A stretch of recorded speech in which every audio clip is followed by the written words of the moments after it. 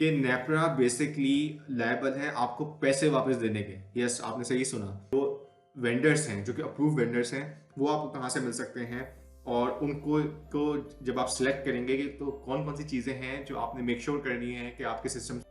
नेपरा 19 रुपए का यूनिट क्यों कैलकुलेट कर रहा है ये साइड, लेकिन नेपरा के जो अपने रूल्स हैं उसके मुताबिक within 20 days, yes you are hearing it right, अगर आपकी सारी चीज़ें कंप्लीट हैं, सारी चीज़ें सही हैं, तो 20 दिन से ज़्यादा नहीं। और बात सिर्फ यहाँ पे ख़त्म नहीं होती है, जो यूनिट आप बेच रहे हैं उसमें से सेल्स टैक्स भी आप पे लागू हो गया। यानी अगर अस्सलाम वालेकुम, मेरा नाम बिलाल परवेज़ है। आप लोगों के साथ कभी ऐसा हुआ है कि आपने कभी कोई चीज़ ली हो और आपने उसको इस्तेमाल ना किया हो और आप दुकानदार के पास वापस जाएं और उसे कहें कि मैं चीज़ आपको वापस बेचना चाहता हूँ, तो वो आपसे कहे कि नहीं मैं इसको वापस भी नहीं ले सकता, और आपने अगर मुझको ये बेचनी है तो आपने मुझसे 100 रुपये की ली थी लेकिन मैं आपसे सिर्फ और सिर्फ 50 रुपये की लूँगा। एग्जैक्टली यही चीज़ नेपरा आपके, मेरे और हम सब के साथ करता है, उन तमाम लोगों के साथ करता है जो नेट मीटरिंग इस्तेमाल करते हैं। बहुत सारे लोगों ने मुझसे पूछा कि नेट मीटरिंग के हवाले से बात करें और उसके प्रोसीजर्स क्या हैं, वो सारी चीज़ें बताएं। तो इस वीडियो में मैं पूरा प्रोसीजर भी बताने वाला हूँ, प्रोसीजर के साथ साथ किन चीज़ों की रिक्वायरमेंट है और क्या क्या चीज़ें करना लाजमी है, वो तमाम चीज़ें भी डिस्कस करने वाला हूँ। और साथ साथ मैं आपको ये भी बताने वाला हूँ कि नेपरा बेसिकली लायबल है आपको पैसे वापस देने के। यस, आपने सही सुना। It's not about returning just your units, it's also about giving back your money. और ये मैं खुद नहीं कह रहा हूँ, ये बेसिकली लिखा हुआ है नेपरा के अपने खुद रेफरेंस रूल्स में। ये चीज़ भी मैं आपसे डिस्कस करूँगा। साथ साथ मैं आपसे ये भी डिस्कस करूँगा कि जो वेंडर्स हैं जो कि अप्रूव वेंडर्स हैं वो आपको कहाँ से मिल सकते हैं और उनको जब आप सिलेक्ट करेंगे कि तो कौन कौन सी चीज़ें हैं जो आपने मेक श्योर करनी है कि आपके सिस्टम्स में वो ऑलरेडी अवेलेबल हों, ताकि कोई मसले मसाइल आपका सामना आपको ना करना पड़े। ये वीडियो थोड़ी लंबी होगी तो इसलिए please bear with me, but जब आप ये पूरी वीडियो देख लेंगे तो नेपरा के जो अपने रूल्स हैं उनके बारे में भी आपको पता चल जाएगा। जो अप्रूव वेंडर्स हैं उनके साथ किस तरह से डील करना है वो भी आपको पता चल जाएगा, और किन चीज़ों की रिक्वायरमेंट है, और कभी कोई मसले मसाइल हो जाए उसके बारे में भी आपको पता चलेगा। और सबसे इंपॉर्टेंट चीज़, बिलिंग किस तरह से होती है, नेपरा 19 रुपए का यूनिट क्यों कैलकुलेट कर रहा है, ये सारी चीज़ों के भी आंसर आपको इस वीडियो में पता चलेंगे। ओके, नाउ मूव करते हैं सबसे पहले कि नेट मीटरिंग है क्या। ये बात तो सबको मालूम है कि नेट मीटरिंग का मतलब ये है कि आपने जो भी सोलर लगाया हुआ है या जो भी आपने सिस्टम लगाया हुआ है जिससे आप बिजली पैदा कर रहे हैं, तो आप जो बिजली जायद पैदा कर रहे हैं वो वापस आप ग्रिड को बेच सकते हैं, और उसकी बेस पे जितने भी ज़्यादा यूनिट आपने बनाए और आपने ग्रिड को वापस दे दिए, नेपरा और के इलेक्ट्रिक और वाबडा जो भी आपका प्रोवाइडिंग डिस्ट्रीब्यूटर है उस पर लाजिम है कि वो आपको वापस करें। अब ये तो हो गई सिंपल सी नेट मीटरिंग। इंपॉर्टेंट चीज़ ये है, ये पॉलिसी 2006 की आई हुई है और आज हम 2024 में हैं। आज तक भी बहुत सारे लोगों को ये पॉलिसी ना सिर्फ क्लियर नहीं है बल्कि इसके नेपरा के जो अपने रूल्स हैं वो भी सही तरह से अप्लाई नहीं हुए हुए, यानी उन्होंने खुद भी वो सही तरह से अप्लाई नीचे डिस्ट्रीब्यूशन कंपनीज ने नहीं किए हुए। तो वन बाय वन हम जाते हैं और देखते हैं कि कितने दिनों में नेट मीटरिंग आपको हासिल हो सकती है।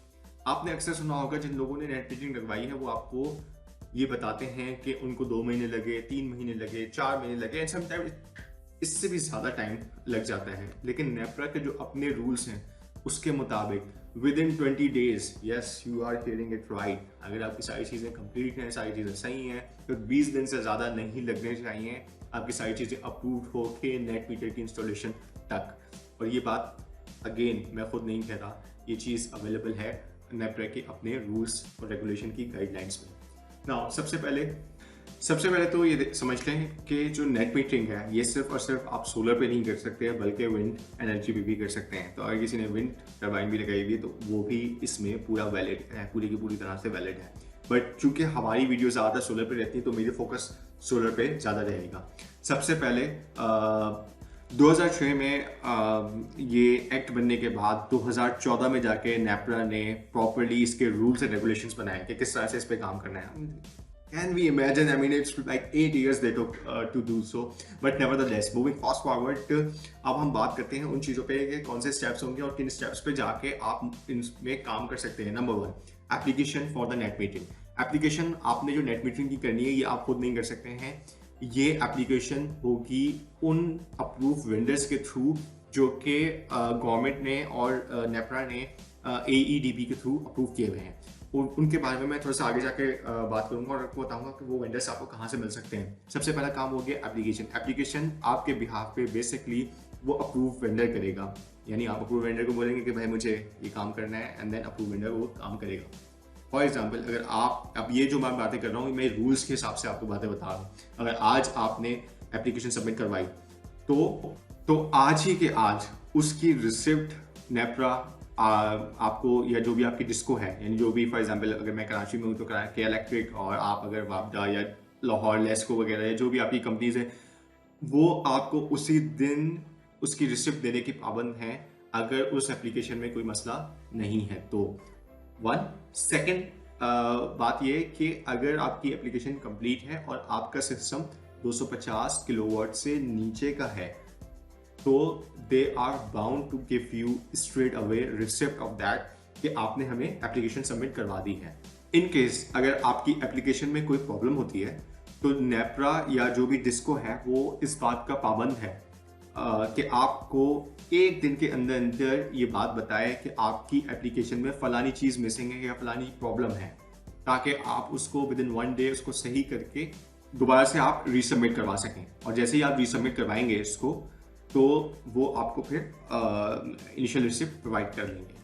Now from the stage of the application 3 दिन के अंदर अंदर जो भी आपकी डिस्ट्रीब्यूशन कंपनी है वो इस बात की पाबंद है कि वो इस चीज़ को एनालाइज करे कि आपकी जो एप्लीकेशन है उसके मुताबिक आप क्वालिफाई करते हैं या नहीं करते, and what is the mean कि आप क्वालिफाई करते हैं या नहीं करते। वो ये देखेंगे कि मिसाल के तौर पे आपको जो सैंक्शन लोड है वो कितना है और आपका सिस्टम कितना है। मिसाल अगर आपका सैंक्शन लोड 3 किलोवाट का है और आपका सिस्टम जो इंस्टॉल सिस्टम है वो भी 3 किलोवाट का है तो वो उसको अप्रूव नहीं करेंगे as per the guidelines of NEPRA. But अगर आपका 3 किलोवाट का सैंक्शन लोड है, यानी जब आपने मीटर लगवाया था अपना इनिशियल उस वक्त आपने 3 किलोवाट सैंक्शन किया था और अब आप सिस्टम लगा रहे हैं 5 किलोवाट का, then they are going to give you go ahead, या आपका जो इनिशियल जो टेक्निकल फिजिबिलिटी है या इनिशियल जो रिव्यू है उसमें वो आपको पास करेंगे। अब submission of application and initial review, इसमें नेपरा की जो अपनी गाइडलाइंस है उसके मुताबिक सिर्फ 3 दिन लगने चाहिए, इससे ज़्यादा नहीं लगने चाहिए। नाउ जब आपका इनिशियल रिव्यू कंप्लीट हो जाता है उसके बाद 3 दिन गुजर गए। 3 दिन गुजरने के बाद अब जो नेक्स्ट 2 to 3 डेज हैं उसमें जो आपका वेंडर है और जो आपकी कंसर्न कंपनी है जो आपको इलेक्ट्रिसिटी प्रोवाइड कर रही है, इन केस ऑफ कराची के इलेक्ट्रिक, उसके पर ये जिम्मेदारी होती है कि वो एक एग्रीमेंट करेंगे आपके वेंडर के साथ कि हमने आपकी एप्लीकेशन अप्रूव कर ली है और अब हम इसको फर्दर प्रोसीड के लिए नेपरा भेजेंगे। नेपरा मीन्स इस्लाम। एग्रीमेंट के बाद जो नेक्स्ट स्टेज आती है वो ये आती है कि जो आपकी कंसर्न कंपनी है वो जब ये एप्लीकेशन भेजेगी लाइसेंस के लिए तो उसमें वो एग्रीमेंट शामिल करेगी जो कि वेंडर कंपनी के साथ हुआ है, यानी कि इलेक्ट्रिक ने वेंडर कंपनी के साथ एक एग्रीमेंट किया कि भाई हमें इनको अलाउ करना है या इनके क्लाइंट को अलाउ करना है इलेक्ट्रिसिटी जनरेशन के लिए, तो इस केस में आप हमें लाइसेंस प्रोवाइड करें या ये जो भी कंसर्न कंपनी है उसको लाइसेंस प्रोवाइड करें ताकि हम इनके क्लाइंट को ये अलाउ कर सकें कि ये हमको इलेक्ट्रिसिटी भेजें, यानी कि electric basically on behalf of the vendor NEPRA को ये कहेगा कि भाई आप हमको लाइसेंस दे के हम ये काम कर सकें, because they are bound to do that. और ये सारा जो पूरा प्रोसेस है ये 7 डेज के अंदर कंप्लीट होना चाहिए, यानी from the day you initiate your application वहाँ से लेके 7वें दिन तक ये काम कंप्लीट होना चाहिए कि आपकी जो भी कंपनी है वो इसको इस्लामाबाद भेज दे। ओके, नेपरा के अपने रूल के मुताबिक नेपरा के ऊपर ये रिकमेंडेड है कि वो 7 दिन के अंदर अंदर आपको लाइसेंस इशू करें। यानी फॉर एग्जांपल अगर इन केस ऑफ के इलेक्ट्रिक को बोले कि हाँ भाई आपकी चीज़ें हमने चेक कर ली हैं, अब आप अपने क्लाइंट को या जो भी आपका कंसर्न वेंडर है उसको आप अलाउ कर सकते हैं। ये लाइसेंस 7 डेज के अंदर अंदर इशू होना चाहिए। ये भी बात मैं नहीं कह रहा हूँ, ये भी बात उनका अपना डॉक्यूमेंट कह रहा है। अब अज्यूम कर लेते हैं कि इनिशियल 7 डेज के इलेक्ट्रिक ने लिए थे, उसके बाद नेक्स्ट 7 डेज नेपरा ने लिए आपका लाइसेंस इशू करने की 14 डेज गुजर चुके हैं। उसके बाद जैसे ही आपका लाइसेंस आएगा, the next step which your company और इन दिस केस के electric needs to do, they need to tell you about the charges which they foresee for the installation of this new connection. So obviously आपको पता है कि एक नया connection in the sense होने जा रहा है जिसमें बाई डायरेक्शनल इलेक्ट्रिसिटी यूज़ होगी, यानी आप इलेक्ट्रिक से ले भी रहे होंगे और जब आपके पास ज़्यादा इलेक्ट्रिसिटी होगी आप उसको वापस भी बेच रहे होंगे। इस पूरे प्रोसेस में जो भी एडिशनल खर्चा आना है वो के इलेक्ट्रिक पाबंद है आपको बताने का कि कितने पैसे हैं। उसके बाद नेक्स्ट स्टेज ये है कि विद इन 3 वर्किंग डेज, यानी जब भी आपको के इलेक्ट्रिक ने बताया 3 दिन के अंदर अंदर आप वो सारे पैसे जमा करवा देंगे। जब आपके पास वो सारे पैसे, जब वो पैसे उनके पास चले जाएंगे तो उसके बाद 3 मजीद दिन और होंगे पूरी की पूरी इंस्टॉलेशन करने के लिए। नाउ अब दोबारा से कैलकुलेट करते हैं कितने दिन लगे। 7 दिन तक आपकी एप्लीकेशन जमा हुई थी, इनिशियल रिव्यू हुआ था और इनिशियल एग्रीमेंट बिटवीन के इलेक्ट्रिक एंड वेंडर के बाद नेपरा के पास गई थी। उसके बाद मजीद 7 दिन लगे नेपरा को इशू करने के लिए लाइसेंस। उसके बाद नेक्स्ट 3 डेज में लगे आपको वो पैसे जमा करवाने के लिए जो पैसे के इलेक्ट्रिक ने आपको बोले थे न्यू कनेक्शन की, न्यू बाई डायरेक्शन कनेक्शन के इंस्टॉलेशन के लिए। एंड देन जब आपने पैसे जमा करवा दिए, अकॉर्डिंग टू द रूल्स 3 दिन मजीद लगने चाहिए पूरा प्रोसेस कंप्लीट होने में, यानी 3 दिन मजीद लगेंगे और आपके पास मीटर आ जाएगा, यानी कंप्लीट इंस्टॉलेशन कंप्लीट हो जाएगी। अब इंपॉर्टेंट बात यह है कि इस पूरे प्रोसेस को अगर आप देखें तो 7 + 7 + 3 + 3 + 3 ये टोटल बनते हैं 23 से 24 दिन, ठीक है, या 25 दिन लगा लें, महीना लगा लें। लेकिन मैं आज तक किसी को नहीं जानता कि किसी को भी 2 से 3 महीने से पहले ग्रीन मीटर मिला हो। अगर आपकी नॉलेज में कोई है तो मुझे जरूर बताइएगा। अच्छा, अब कुछ चीज़ें डिस्कस कर लेते हैं जिसकी बेसिस पे आपको के इलेक्ट्रिक या नेपरा मना कर सकता है नेट मीटरिंग के लिए। उसमें सबसे पहला जो केस आता है वो ये केस आता है कि जो भी आपकी कंसर्न ट्रांसफार्मर है या पीएमटी है, वहाँ पे जो लोड है, लोड कैपेसिटी है, उसका 80% या 80% से ज़्यादा जो है ऑपरेट हो रहा है, उस केस में के इलेक्ट्रिक आपको मना कर सकता है नेट मीटरिंग के लिए। अब मुझे पता है कि बहुत सारे लोग हैं वो कहेंगे कि भाई हम तो हमने करवा लिया, ठीक है, तो जिस तरह से आपने करवाया वो आपको पता होगा, बट एज पर लॉस ऐसा पॉसिबल नहीं है।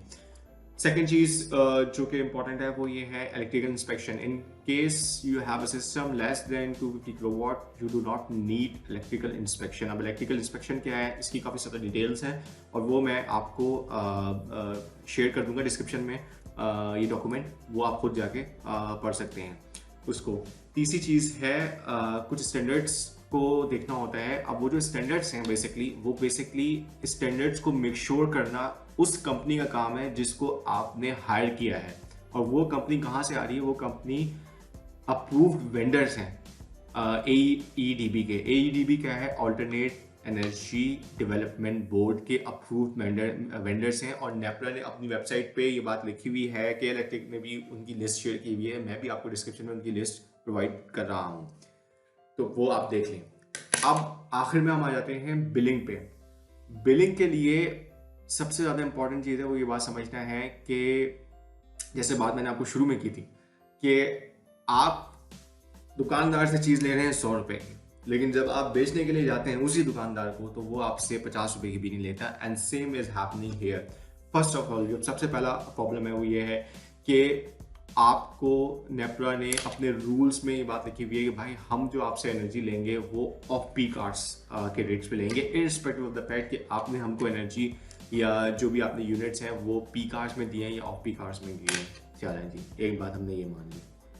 सेकंड, एक और प्रॉब्लम ये है कि एक्चुअल में अगर आप सिर्फ ऑफ पीक आवर्स पे भी ले रहे होते तो शायद दिल को थोड़ी तसल्ली आ जाती, लेकिन आप तो बेसिकली उस पर भी नहीं, आप जो एवरेज यूनिट है पूरे मुल्क का आप उस पर चार्ज कर रहे हो और वो 19 रुपये है। अब आप जाके अपने बिजली के बिल जितने भी लोग हैं वो जाके खोल के देख सकते हैं 19 रुपये। When is the last time you पे 19 रुपीज़ पर यूनिट।